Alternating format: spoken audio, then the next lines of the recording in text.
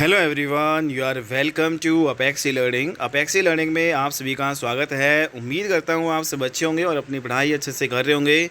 तो दोस्तों, आज की क्लास में हम जूलॉजी स्टार्ट कर रहे हैं। आप सभी देख रहे हैं कि भाई हमने हर जो जीके का पोर्शन स्टार्ट कर रखा है, जिसमें हमने फिजिक्स इकोनॉमिक्स की क्लास ऑलरेडी जो है आपकी डाल दी है। ठीक है, बायोलॉजी के भी हम कर रहे हैं। इसके अलावा जो है पॉलिटी और जो हिस्ट्री है उसकी ऑलरेडी जो सारी वीडियो लेक्चर्स डल चुके हैं। अगर आप चाहते हैं कि फिर से आप जो है हमें करवाएं तो कमेंट बॉक्स में आप जो है यहाँ पे कमेंट कर सकते हैं कि भाई सभी सब्जेक्ट की क्लासेस हम फिर से करवाएं। ठीक है, तो यहाँ पे दोस्तों स्टार्ट कर रहे हैं अपनी जूलॉजी को। आप सभी जानते हैं इसमें जो टॉपिक हम पढ़ेंगे बायोलॉजी में, भाई जूलॉजी आपका सेक्शन है। तो सबसे पहले हम जंतु विज्ञान हम करेंगे। भाई इसमें सेल एंड सेल थ्योरी के बारे में हम डिस्कस करेंगे कि किस प्रकार से जो है सेल यहाँ पे जो ह्यूमंस में होती है, एनिमल्स में, और किस प्रकार जो है यहाँ पे जो प्लांट्स में होती है, वो सभी डिस्कशन यहाँ पे करेंगे। और जितने भी इंपॉर्टेंट क्वेश्चन बनते हैं एग्ज़ाम के पॉइंट ऑफ व्यू से दोस्तों, अगर आप ये वीडियो देख लेते हो तो आपकी जो है लगभग जो है 70 to 80% जो है आपकी जीके प्रिपेयर हो जाती है। और बाकी के जो हम एमसीक्यू जो क्वेश्चन की सीरीज भी यहाँ पे साथ साथ लगा रहे हैं, अगर आप वो भी करते हो तो यहाँ पे थ्योरी के साथ साथ आपके एमसीक्यू भी होते चले जाते हैं। ठीक है दोस्तों, ये हमारा जो है यहाँ पे, इसके अलावा जो एचएसएससी के जितने भी प्रीवियस ईयर पेपर हैं वो भी सीरीज़ हमने चला रखी है। अगर आप जो है कोई भी कंपटीशन एग्ज़ाम की तैयारी कर रहे हो, एचएसएससी की खासकर कर रहे हो दोस्तों, तो आप यहाँ पे एचएसएससी के जितने भी प्रीवियस ईयर पेपर हुए हैं उसके सोल्ड प्रीवियस ईयर पेपर आप हमारे चैनल पे बिल्कुल फ्री ऑफ कॉस्ट लगा सकते हैं। ठीक है, तो 4 जो है पेपर हमने करवा दिए हैं। और इसके अलावा जो है डेली दोस्तों हम 1 से 2 और मैक्सिमम जो है यहाँ पे डेली 3 से 4 जो है पेपर हम करवाने की यहाँ पे कोशिश करेंगे टाइम के अकॉर्डिंग। ठीक है दोस्तों, स्टार्ट करते हैं हम अपनी क्लास को। और अगर आपने सब्सक्राइब नहीं कर रखा है चैनल को तो आप सब्सक्राइब कर लीजिएगा, क्योंकि यहाँ पे जो कंटेंट आपको बेहतरीन लेवल का आपको मिलेगा यहाँ पे दोस्तों। ठीक है, तो स्टार्ट करते हैं अपनी जूलॉजी की क्लास। और ये जो हमने नोट्स के माध्यम से जो है विवेक सर के द्वारा ये जो है बनाए हुए हैं, तो इनको जो अगर आप करते हो तो बिल्कुल जो बेहतरीन लेवल का यहाँ पे रिवीजन जो है कर सकते हो फास्टली। तो दोस्तों, यहाँ पे जो सेल एंड सेल थ्योरी के बारे में जब सबसे पहले हम डिस्कस करते हैं, तो सेल का मतलब हिंदी में दोस्तों होता है कोशिका। ठीक है, कोशिका जो थ्योरी के बारे में हम यहाँ पे पढ़ रहे हैं, तो कोशिका जो है क्या होता है, कोशिका एक बेसिक यूनिट होती है बॉडी की, और जिसकी खोज है वो किसने की थी, रॉबर्ट हुक ने। तो पहला क्वेश्चन यही बनता है कि भाई कोशिका है उसकी खोज किसने की थी, तो रॉबर्ट हुक ने की थी दोस्तों। और यहाँ पे जो है सेल की जो बॉडी है, हमारा जो शरीर है, उसकी आधारभूत जो है इकाई जो है वो क्या होती है, सेल होती है, कोशिका होती है। जो बेसिक यूनिट होती है हमारी जो बॉडी की वो सेल होती है। पहला क्वेश्चन ये काफ़ी बार आया हुआ है। दूसरा दोस्तों, ये क्वेश्चन भी पूछा गया है कि जो कोशिका है वो जो है उसकी खोज किसने की थी, तो रॉबर्ट हुक ने की थी। लेकिन रॉबर्ट हुक है इन्होंने डेड सेल की खोज की थी सिर्फ। ठीक है, जबकि जो लिविंग जो सेल है, जो आपकी मृत सेल की खोज तो आप रॉबर्ट हुक ने की, लेकिन जो लिविंग जो है सेल, सजीव जो सेल है, उसकी खोज यहाँ पे ल्यूवेन हुक ने की थी। तो वेरी वेरी इंपॉर्टेंट है, सजीव जो है कोशिका की जो यहाँ पे खोज किसने की थी, ल्यूवेन हुक ने की थी भाई। ठीक है, और जबकि जो डेड जो सेल की खोज यहाँ पे रॉबर्ट हुक ने की थी। और रॉबर्ट हुक ने अपनी जो पुस्तक यहाँ पे इसमें जो डिस्क्राइब किया है, इसकी जो बुक का नाम है दोस्तों माइक्रोग्राफिया। ठीक है, तो ये जो है सारी चीज़ें आपको ध्यान में रखनी है, सारे एग्जाम पॉइंट ऑफ व्यू से काफ़ी ज़्यादा इंपॉर्टेंट है। सेल थ्योरी की बात करें दोस्तों, यहाँ पे जो सेल थ्योरी जो आपके एक बॉटनिस्ट थे सेचलिडन। ठीक है, तो सेचलिडन आपके एक बॉटनिस्ट थे। इसने 1838 में इन्होंने कहा कि जो प्लांट जो है cell produce some special tissues, कि जो पौधे के जो सेल होती है, पौधे की जो कोशिकाएं होती है, वो कुछ जो विशेष ऊतक का निर्माण करती है। पौधे की जो कोशिकाएं हैं वो कुछ विशेष ऊतक का निर्माण करती है। इन्होंने बताया कि इन प्लांट्स में एक हार्ड कवरिंग लेयर पाई जाती है जिसे सेल वाल कहा जाता है दोस्तों। तो जो पौधे हैं उसमें जो है आउटर लेयरिंग जो कवर आउटर जो है यहाँ पे हार्ड कवरिंग जो लेयर पाई जाती है, जो कठोर जो है बाहर से कवर हुई जो लेयर पाई जाती है, उसको यहाँ पे इन्होंने सेल वाल, कोशिका भित्ति कहा है। तो दोस्तों, कोशिका जो है भित्ति ये आपकी पौधों में तो पाई जाती है, लेकिन जानवरों में ये कोशिका भित्ति आपकी नहीं पाई जाती। ये इंपॉर्टेंट पॉइंट भी आप ध्यान में रखना, काफ़ी बार एग्जाम्स में आता है। आपने देखा होगा कोशिका भित्ति भाई, जैसे नीम का पेड़ है तो उसका जो छोड़ा होता है, ठीक है, उसी को यहाँ पे जो है आउटर जो है हार्ड जो कवरिंग लेयर होती है वो काफ़ी हार्ड होती है, मजबूत होती है। ठीक है, तो उसी को ही यहाँ पे क्या कहा गया है, कोशिका जो यहाँ पे भित्ति कहा गया है।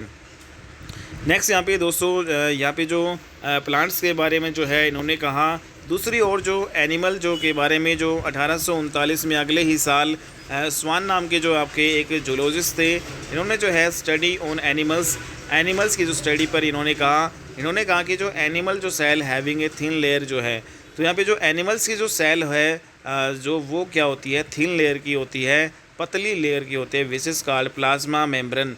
तो दोस्तों इसको जो है प्लाज्मा जो है मेम्ब्रेन इसको कहा जाता है, ठीक है।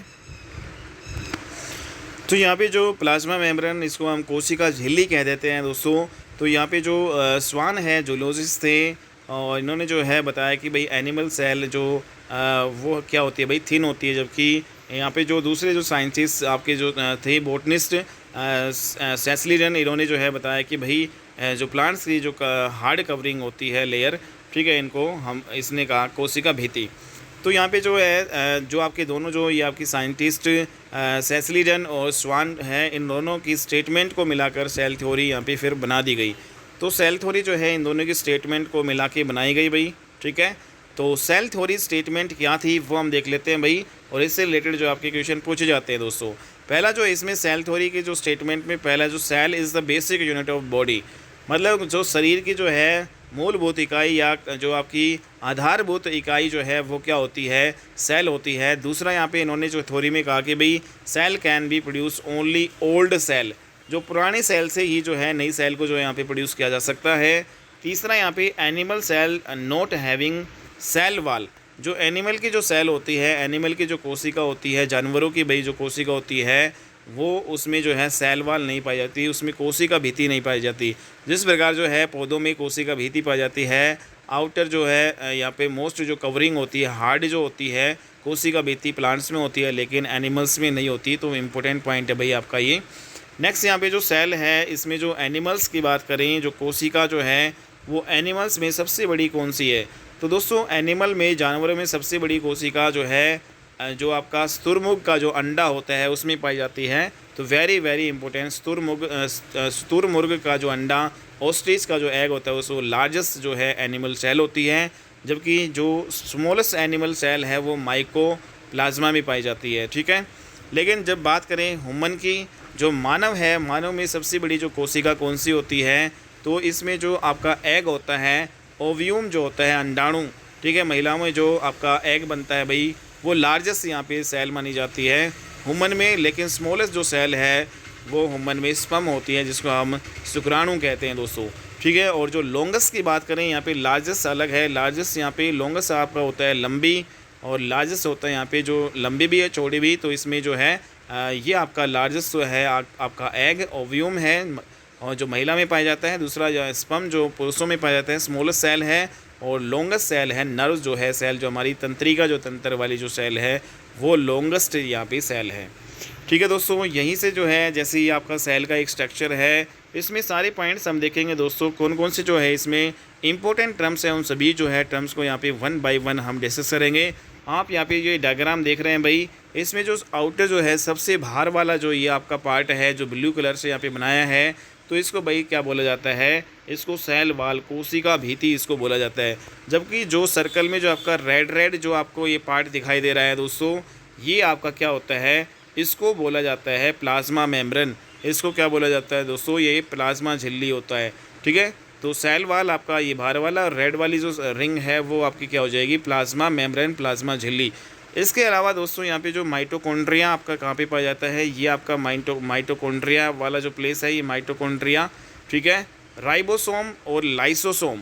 राइबोसोम दोस्तों यहाँ पे जो है ये 2 पॉइंट आप देख रहे हैं, ये राइबोसोम है, और यहाँ पे ये 2 पॉइंट आप देख रहे हैं ये आपके लाइसोसोम होते हैं, ठीक है। तो ये कोशिका से ही जुड़े आपकी टर्म्स हैं, सभी को डिस्कस करेंगे भाई क्या क्या इन सभी का काम होता है। राइबोसोम का क्या काम है, लाइसोसोम का क्या काम है, सेल वाल का क्या काम है, न्यूक्लियस क्या इंपॉर्टेंट जो है महत्व भूमिका। न्यूक्लियस दोस्तों ये कोशिका में न्यूक्लियस यहाँ पे ये हो गया, ठीक है। तो सेल का डिवीज़न में काफ़ी ज़्यादा इंपॉर्टेंट जो है रोल प्ले करता है न्यूक्लियस। और इसके अलावा जो हमारा यहाँ पे दोस्तों गोल्जी बॉडी, ये आपका क्या है, गोल्जी बॉडी, ये वाला जो है क्या है, गोल्जी बॉडी। इसके अलावा जो दोस्तों सेंट्रोसोम, यहाँ पे जो है जो राइबोसोम है इसके जस्ट इधर ये आपका जो है सेंट्रोसोम है। और दोस्तों यहाँ पे रेड आपको ये चारों ओर यहाँ पे दिखाई दे रहे हैं, ये आपके क्या है भाई, प्लास्टिक लवक पाए जाते हैं यहाँ पे कोशिका में। ठीक है। और जो रसदानी जो है सबसे बड़ी यहाँ पे लार्जेस्ट पार्ट होता है, वो क्यूल इसको बोला जाता है, रसदानी। ठीक है। लाइसोसोम हमने देख लिया, सेंट्रोसोम हमारा हो गया। इसके अलावा जो है यहाँ पे साइटोप्लाज्मा जो है आपका पाया जाता है, जिसको कोशिका द्रव्य बोलते हैं। तो कोशिका द्रव्य ये जो जो द्रव भरा हुआ है दोस्तों ये, ठीक है। तो ये जो आपका क्या है सारा कोशिका द्रव्य, जिसको हम साइटोप्लाज्मा बोलते हैं। और इसमें जो आपका रेड पार्ट ये वाला जो है दोस्तों, यहाँ पे ये वाला जो पार्ट है, इसको हम एंडोप्लास्टिक रेक्टिकुलम बोलते हैं। ये आपका क्या है, एंडोप्लास्टिक रेक्टिकुलम। तो ये सारी जो टर्म्स हैं इनको डिस्कस करेंगे, क्या महत्वपूर्ण भूमिका रहती है इन सभी टर्म्स की। सबसे पहले हम सेल वाल की ही बात करेंगे। सबसे जो आउटर मोस्ट यहाँ पे पार्ट होता है, आउटरिंग लेयर होती है। तो जो सेल वाल है, कोशिका जो भित्ति है दोस्तों, ये नॉन लिविंग पार्ट है सेल का। सेल जो है का लिविंग पार्ट नहीं है, सजीव पार्ट नहीं है, बल्कि मृत पार्ट है। तो जो सेल का जो है कोशिका जो सेल का यहाँ पे मृत जो पार्ट है वो कौन सा होता है भाई, सेल वाल ही होता है। कोशिका भित्ति नॉन लिविंग पार्ट होता है सेल का। क्या इसका इंपॉर्टेंट कार्य है कोशिका भित्ति का? सबसे इम्पोर्टेंट कार्य इसका प्रोटेक्ट करती है सेल को। जो हमारी कोशिका है उसका यहाँ पे जो उसका रक्षा करने का काम होती है। जैसे बाहर से अगर कोई आक्रमण हो जाए या कोई भाई मतलब कोई क्षति ना पहुंचा सके, तो यहाँ पे उसमें जो इम्पोर्टेंट रोल प्ले करते हैं। जैसे पेड़ है इसको भाई मतलब बाहर से कोई क्षति ना हो, तो उसमें सबसे आउटरिंग जो पार्ट होता है वो यहाँ पे क्या होता है, पेड़ को बचा के रखता है, प्रोटेक्ट करता है उसकी सेल को अंदर। यहाँ पे दूसरा यहाँ पे प्रोवाइड हार्डनेस, मजबूती यहाँ पे देता है। सेल वाल क्या होता है, हार्डनेस देता है भाई, ठीक है। दूसरा यहाँ पे cell wall do not found in animal cell. कोशिका भित्ति है भाई एनिमल्स में नहीं पाई जाती, जबकि प्लांट्स में ही पाई जाती है। ये इंपॉर्टेंट पॉइंट आपको ध्यान में रखना है। Cell wall is found in plants, fungi and algae. Cell wall दोस्तों यहाँ पे प्लांट्स में पाई जाती है, फंगस में पाई जाती है, एल्गी में पाई जाती है, ठीक है। पौधों के अलावा किस में पाई जाती है, एल्गी में पाई जाती है, जो शैवाल है उनमें पाई जाती है, और कवक में पाई जाती है। सेल वाल जो पौधों में पाई जाती है दोस्तों, वो किसकी बनी होती है? इंपॉर्टेंट क्वेश्चन काफ़ी बार आया हुआ है। पौधों में जो सेल वाल बनी होती है वो दोस्तों सेलुलोज की बनी होती है, जबकि जो एल्गी में सेल वाल बनी होती है वो हेमी सेलुलोज की बनी होती है। और जो फंगस जो है, कवकों में जो सेल बनी होती है, ठीक है, जो सेल वाल बनी होती है, यहाँ पे सेल वाल की बात हो रही है, तो सेल वाल कवकों में जो सेल वाल यहाँ पे जो चिटिन या फिर चिलेटिन की बनी आपकी होती है, ठीक है। तो यहाँ पे सेल वाल ये पाई जाती है, ये हमने डिस्कस कर लिया दोस्तों। अगला जो इम्पोर्टेंट जो पार्ट है हमारा प्लास्टिड, यहाँ पे जिसको हम लवक कहते हैं। तो लवक का क्या इंपॉर्टेंट रोल है सेल यहाँ पे सेल में?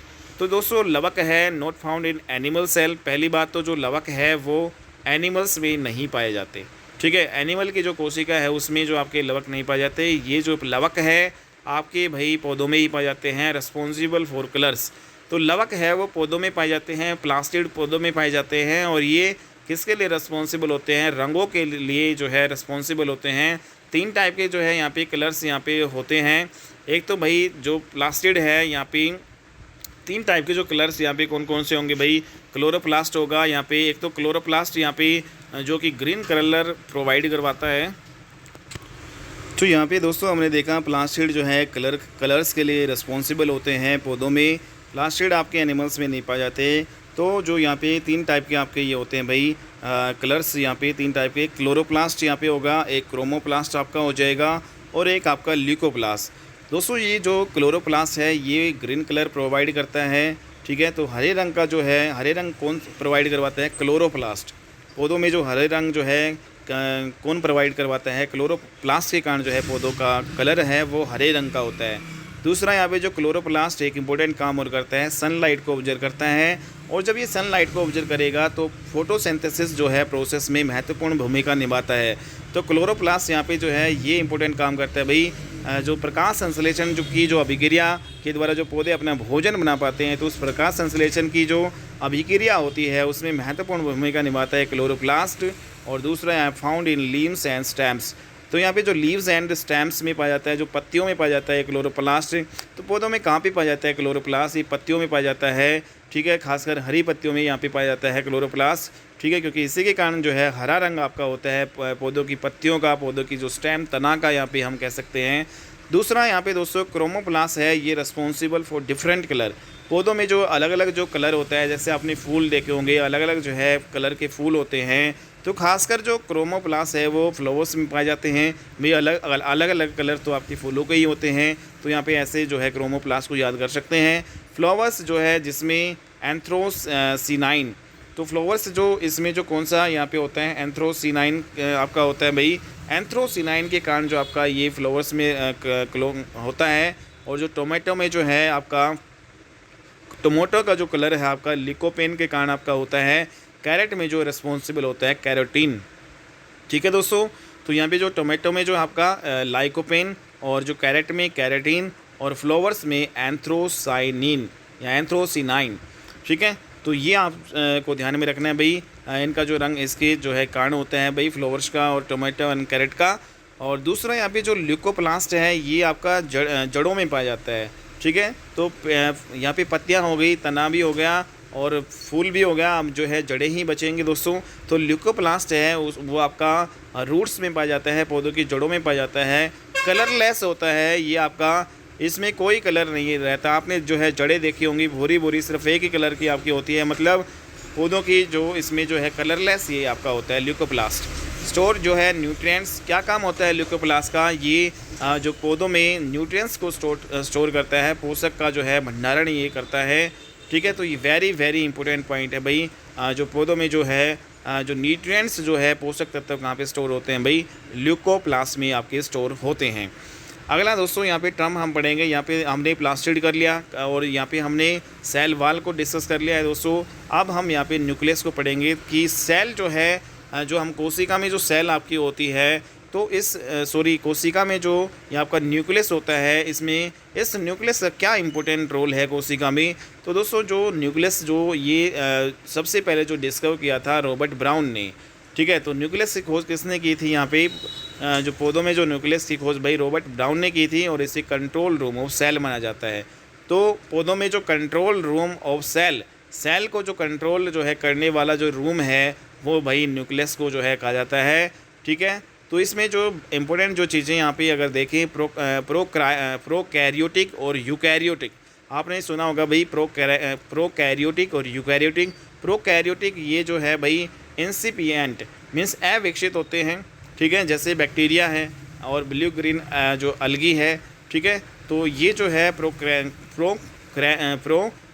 में आएंगे, और जो आपका यूकैरियोटिक है इसमें न्यूक्लियस वेरी डेवलप्ड होते हैं। तो यूकैरियोटिक है उसमें न्यूक्लियस आपका जो होता है वो आपका ज़्यादा जो है विकसित होता है, जबकि प्रोकैरियोटिक में अविकसित होता है न्यूक्लियस। ठीक है भाई, और यूकैरियोटिक में जैसे भाई कौन कौन आएंगे, ह्यूमन है वो यूकैरियोटिक में आएगा, अमीबा आएगा और कुछ अदर जो है यहाँ पे हैं, तो ये आपने देखा होगा भाई।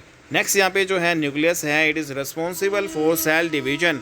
न्यूक्लियस का इंपॉर्टेंट एक काम और है भाई सेल डिवीजन के लिए, जो कोशिका के विभाजन के लिए कौन सा जो है यहाँ पे तत्व उत्तरदायी होता है भाई, न्यूक्लियस होता है। और इट कंटेन्स डीएनए, तो डीएनए में जो है भाई डीएनए किस में होता है भाई, न्यूक्लियस में होता है भाई। तो न्यूक्लियस में डीएनए होता है और सेल डिवीजन में काफ़ी इंपॉर्टेंट जो है रोल प्ले करता है। एंड नेक्स्ट यहाँ पे जो दोस्तों genes found on chromosomes, genes जो है वो कहाँ पे पाए जाते हैं, क्रोमोसोम्स भी पाए जाते हैं। आप सभी जानते हैं जीन्स कहाँ पाए जाते हैं, क्रोमोसोम पे। एंड थ्रेड शेप स्ट्रक्चर जो है धागे नुमा जो है जैसी संरचना आपकी ये होती है भाई। और धागे जैसी जो संरचना होती है, धागे नुमा जो संरचना होती है भाई, वो आपके क्या होते हैं भाई, गुणसूत्र। यहाँ पे क्रोमोसोम्स जो आपके जीन्स फाउंड ऑन क्रोमोसोम पे जो जीन्स पाए जाते हैं। और दोस्तों जो क्रोमोसोम्स आप सभी जानते हैं टोटल जो है 23 यहाँ पे पेयर, टोटल यहाँ पे अगर करें तो 46 आपके हो जाएंगे क्रोमोसोम्स, 23 जो है यहाँ पे पेयर हो जाएंगे। ठीक है, तो अगर हम क्रोमोसोम्स की बात ही करें तो यहाँ पे एक आपके होते हैं ऑटोसोम, एक आपके होते हैं सेक्स हार्मोन्स। तो दोस्तों ऑटोसोम्स जो है समजात जो गुणसूत्र हैं वो आपके 22 पेयर होते हैं। ठीक है, 22 पेयर जो है 22 इसको पेयर का 2 से मल्टीप्लाई करेंगे, टोटल जो यहाँ पे 44। तो समजात जो गुणसूत्र होते हैं वो कितने होते हैं भाई, 44 होते हैं या फिर 22 पेयर होते हैं। जो आपके सेक्स हार्मोन जो होते हैं, ठीक है, वो आपका केवल और केवल 1 पेयर होता है। ठीक है, तो फीमेल में जो सेक्स हार्मोन 1 पेयर दोस्तों, 1 पेयर मतलब जोड़ा यहाँ पे फीमेल में आपका XX यहाँ पे होता है, जबकि जो मेल है उसमें X और Y होता है दोस्तों। ठीक है, तो अगर जो यहाँ पे फीमेल का एक्स तो होता ही है कंपलसरी, यहाँ पे मेल का यहाँ पे एक्स जाके यहाँ पे मिल गया तो लड़की पैदा होगी, लेकिन फीमेल का एक्स तो है ही और मेल का ये वाई यहाँ पे जो है आ गया, तो यहाँ पे एक्स वाई अगर बनेगा तो हमेशा लड़का पैदा होगा। तो मतलब जो लड़का होगा या लड़की होगा वो किसका जो यहाँ पे क्रोमोसोम डिसाइड करता है दोस्तों, हमेशा मेल का क्रोमोसोम डिसाइड करता है, ना कि फीमेल का। तो ये काफ़ी बार एग्ज़ाम में आपका पूछा गया है। टोटल जो है 23 पेयर जो आपकी क्रोमोसोम्स होते हैं भाई, टोटल यहाँ पे पेयर्स में करें तो 23, और वैसे जो क्रोमोसोम 46 होते हैं। ऑटोसोम समजात गुणसूत्र आपके जो है 22 होते हैं, 22 पेयर, और वैसे 44 हो गया। सेक्स हार्मोन जो है 1 पेयर होता है, ठीक है भाई, XY एंड XX। और दोस्तों हमारा अगला जो पार्ट है माइटोकॉन्ड्रिया, सेल का अगला जो पार्ट, तो ये किसमें आपका होता है। सबसे पहले हम यहाँ पे देखते हैं कि जो माइटोकॉन्ड्रिया है इसका जो डिस्कवर आल्टमैन ने की थी। माइटोकॉन्ड्रिया है उसका साइज़ 1 से लेकर 4 माइक्रोमीटर होता है। माइटोकॉन्ड्रिया है दोस्तों फाउंड इन यूकैरियोटिक ऑर्गेनिज्म, जितने भी यूकैरियोटिक ऑर्गेनिज्म हैं उसमें ही माइटोकॉन्ड्रिया पाया जाता है, जबकि प्रोकैरियोटिक जो आपके ऑर्गेनिज्म है उसमें नहीं पाया जाता। और दोस्तों it participate in respiration, very very important. तो यहाँ पे कोशिका का कौन सा पार्ट जो है रेस्पिरेशन श्वसन में भाग लेता है दोस्तों, तो माइटोकॉन्ड्रिया लेता है। श्वसन में अगर ये भाग लेगा तो यहाँ पे जो श्वसन में अगर यहाँ पे माइटोकॉन्ड्रिया आपका भाग ले रहा है तो दोस्तों इस प्रकार से श्वसन में भाग लेगा तो एनर्जी यहाँ पे प्रोड्यूस करेगा, एनर्जी ऊर्जा पैदा करेगा, और जहाँ पे ऊर्जा पैदा होगी वहाँ पे पावर हाउस तो उसको कहा ही जाएगा, means so called as power house of the cell. तो कोशिका का जो है पावर हाउस जो है किसे कहा जाता है दोस्तों, कोशिका का पावर हाउस माइटोकॉन्ड्रिया को कहा जाता है। तो कोशिका का पावर हाउस किसे कहा जाता है, माइटोकॉन्ड्रिया को कहा जाता है। तो वेरी वेरी इंपॉर्टेंट, क्योंकि एनर्जी प्रोड्यूस करता है, रेस्पिरेशन में जो ये पार्टिसिपेट करता है। जबकि दूसरी ओर दोस्तों जो RCB है in mitochondria is not found, ठीक है, इन RCB mitochondria is not found. RCB है रेड ब्लड सेल्स जो हमारी जो होती है उसमें माइटोकॉन्ड्रिया आपका नहीं पाया जाता, इसलिए जो RCB do not participate in respiration, इसलिए भाई जो RCB है वो श्वसन में ही भाग आपकी नहीं लेती है। तो ये जो है चीज़ें आपको ध्यान में रखनी है भाई। नेक्स्ट जो हमारा पार्ट है लाइसोसोम, कोशिका का अदर जो पार्ट है लाइसोसोम। लाइसोसोम की क्या इंपॉर्टेंट जो है भूमिका दोस्तों रहती है, तो यहाँ पे हम देखते हैं। तो all hydrolytic enzymes are found in lysosome. तो जितने भी हाइड्रोलाइटिक जो एंजाइम्स होते हैं दोस्तों, जो पानी में जो है, हाइड्रो का मतलब यहाँ पे पानी हम कह सकते हैं, या फिर एक्वेटिक भी पानी होता है, तो जितने भी हाइड्रोलाइटिक एंजाइम्स हैं वो आपके लाइसोसोम में पाए जाते हैं दोस्तों। जैसे इसमें लाइपेज होगा, अमाइलेज हो गया, ठीक है, ये आपके होंगे। तो जितने भी हाइड्रोलाइटिक एंजाइम होते हैं वो आपके लाइसोसोम में पाए जाते हैं। और जैसे एग्जांपल लाइपेज हो गया, अमाइलेज हो गया, it can digest carbs, fats and proteins. तो यहाँ पे जो आपका लाइसोसोम है तो इसमें जो भाई जो लाइपेज, अमाइलेज है भाई, जो हमने ये पढ़े हार्मोन, ठीक है, एंजाइम्स जो हमने ये पढ़े, तो ये किसमें जो महत्वपूर्ण भूमिका निभाते हैं, जो हमारे कार्बोहाइड्रेट है उसका पाचन में महत्वपूर्ण भूमिका निभाते हैं, हमारी जो वसा है फैट्स है उसके पाचन में, प्रोटीन्स के पाचन में महत्वपूर्ण भूमिका ये निभाते हैं लाइपेज, अमाइलेज। ठीक है दोस्तों, ये कहाँ पे पाए जाते हैं आपके लाइपेज और अमाइलेज, बताइएगा। नेक्स्ट यहाँ पे जो लाइसोसोम है ये सेल्फ डाइजेशन करता है, वेरी इंपॉर्टेंट। तो सेल्फ डाइजेशन जो है कौन करता है भाई, लाइसोसोम। तो दोस्तों कोशिका में जो सेल्फ डाइजेशन कौन करता है, लाइसोसोम, मतलब स्वयं ही जो है पाचन करता है। तो भाई स्वयं ही पाचन कर रहा है तो इसको क्या कह दिया जाता है, suicide bag of cell, means कोशिका की आत्महत्या शैली जो है वो किसे कहा जाता है, लाइसोसोम को कहा जाता है। वेरी वेरी इंपॉर्टेंट पॉइंट दोस्तों, काफ़ी बार एग्जाम में पूछा जाता है। कोशिका की आत्महत्या शैली लाइसोसोम को कहा जाता है, क्योंकि सेल्फ डाइजेशन करता है, खुद का ही यहाँ पे खुद ही पाचन करता है, ठीक है, इसलिए सुसाइड बैग ऑफ सेल कहा जाता है। It is discovered by de Duve. तो लाइसोसोम ने की जो खोज किसने की थी, डी ड्यूवी ने जो है, डी ड्यूवे ने लाइसोसोम की खोज की थी। अब जो इसी से मिलता जुलता राइबोसोम जो है दोस्तों, ये जो है क्या इंपॉर्टेंट भूमिका निभाएगा। अगला जो टर्म है दोस्तों राइबोसोम। राइबोसोम क्या महत्वपूर्ण भूमिका निभाता है कोशिका में, these are found in particle forms. जो छोटे छोटे पार्टिकल फॉर्म में आपका ये जो राइबोसोम जो है कोशिका में पाया जाता है दोस्तों, ठीक है। और इस जो राइबोसोम की जो खोज है वो पैलेड ने की थी, इसलिए जो राइबोसोम है उसको पैलेड पार्टिकल भी बोला जाता है, पैलेड कण या पैलेड जो है पार्टिकल, ठीक है। दोस्तों दूसरा जो इम्पोर्टेंट यहाँ पे जो काम है, इसमें जो आरएनए होते हैं, आरएनए क्या होता है, राइबो न्यूक्लिक एसिड। तो राइबो न्यूक्लिक एसिड जो क्या करते हैं भाई, प्रोटीन का संश्लेषण करने में जो है महत्वपूर्ण भूमिका निभाता है, और प्रोटीन का संश्लेषण अमीनो एसिड के द्वारा यहाँ पे होता है।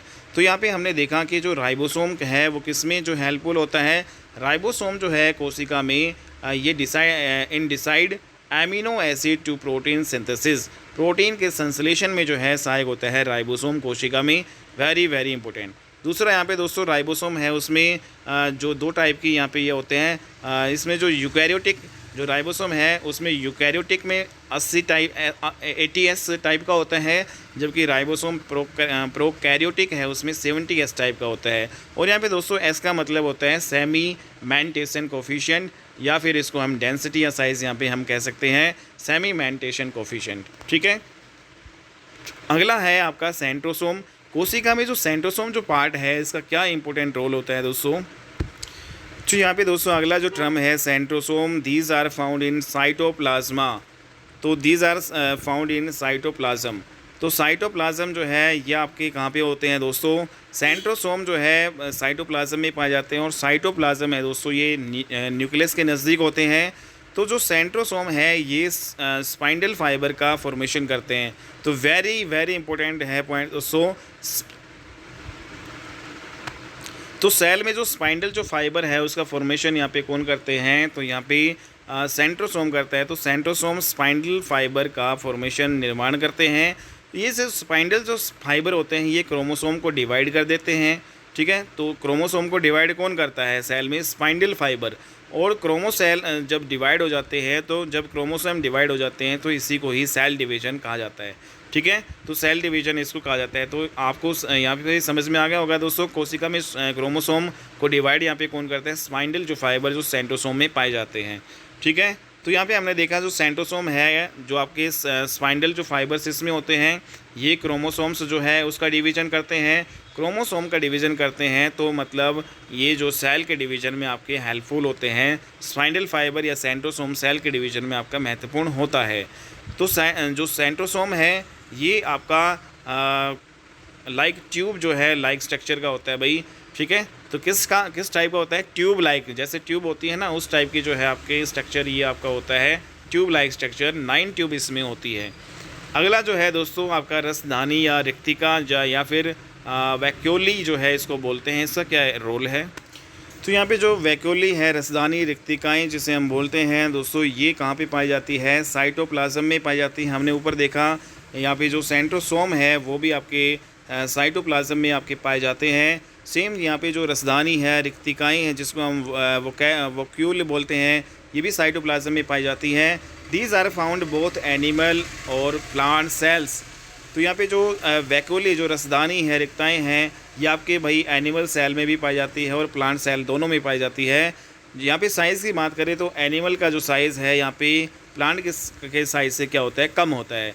तो जो यहाँ पे रसदानी रिक्तिकाएँ हैं इनका साइज़ जो है एनिमल वालों का बड़ा होता है, सॉरी यहाँ पे छोटा होता है, और प्लांट का जो है साइज़ यहाँ पे बड़ा होता है। It covered by A membrane and the membrane is called यहाँ पे टोनोप्लास्ट। ठीक है दोस्तों, यहाँ पे जो एक मेम्ब्रेन से ये जो आपका घिरा होता है, और इस मेम्ब्रेन को क्या कहा जाता है, टोनोप्लास्ट से यहाँ पे कहा जाता है।